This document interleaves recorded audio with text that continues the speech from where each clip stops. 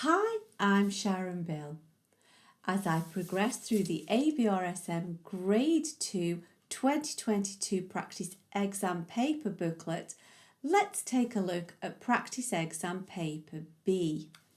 Practice exam papers are an excellent revision tool, and once you have worked through the ABRSM Discovering Music Theory books for grades 1 and then 2, which build accumulatively, you're then ready to do some extra revision using practice exam papers. In this particular lesson, I work with you through the entirety of 2022 Grade 2 Practice Exam Paper B, working through all of the sections looking at pitch, rhythm, keys and scales, intervals, tonic triads, musical terms and signs, and also music in context. The full lesson can be found on my Patreon channel. If you visit patreon.com/Sharon Bill, you can find the full lesson there, and you can find links to this lesson in the cards and in the description box below. After this short little video, you can see sample examples taken from the full Patreon lesson, showing you how I give you revision tips and help you to work through each of the exam paper questions, just as if I was sitting right next to you. Once you are ready to take the ABRSM Music Theory Grade 2 exam, I've written an exam technique guide, how to take your ABRSM Music Theory exam. It's full of tips and techniques on how to be best prepared for your exam, and also how to make the very best use of your exam time when you're actually taking the exam on exam day. This book is available from Amazon, and you can find links to this in the cards and in the description box below also. Enjoy your studies. A semi-breve divides into two minims, which divides into 4 crotchets, and we can see we have the whole note, which is divided into halves. So if you think of your fraction over 2, which divides again into quarters over 4, that's why we have the bottom number 2 representing minim beats. It's like 2 half notes. So we have 4 minim beats per bar. So here, a crotchet plus a crotchet is a minim, so there's 1.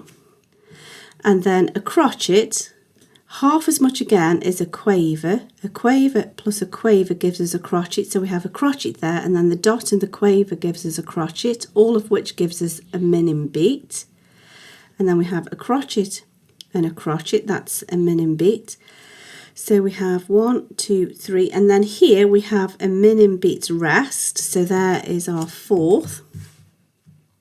So that means this next bar should be correct.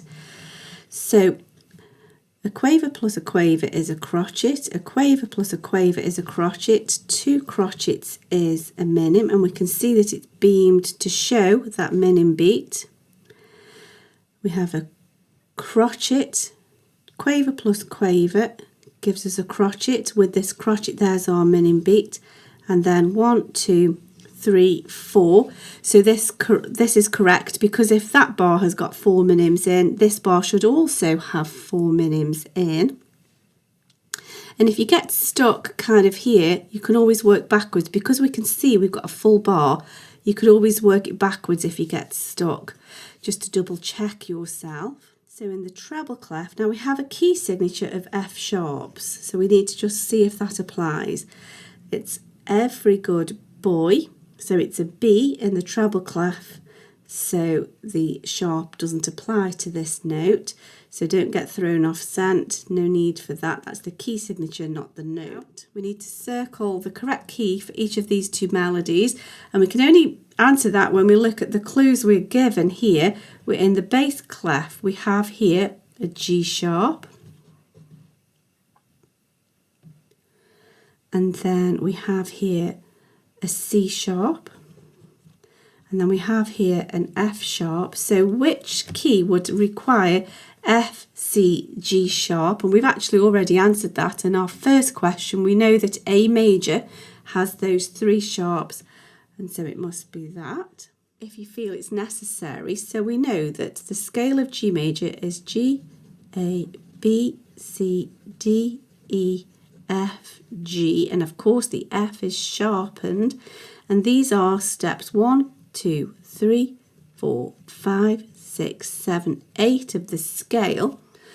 So we can see that this is an F sharp, and that is the 7th, and then we can count 1, this is our tonic, which must be number 1, 1, 2, 3, we're always counting line, space, line, or space, line, space, 1, 2, 3, 4, 5, 6, 7, takes us to the 7th there. So if you need to just double check yourself, then by all means write out the degrees of the scale in letter form. Now then, what have we got here? Grazioso. So it's not hard to see that that will be that. I'm going to write it out just as a exercise in spelling. Expressive. Now again, not too difficult to guess. Espressivo. Sounds like a coffee, doesn't it? Here is the slow and stately. That's the largo we were talking about here. And then if it's very slow, very solemn, it's not difficult to see that that's going to be grave.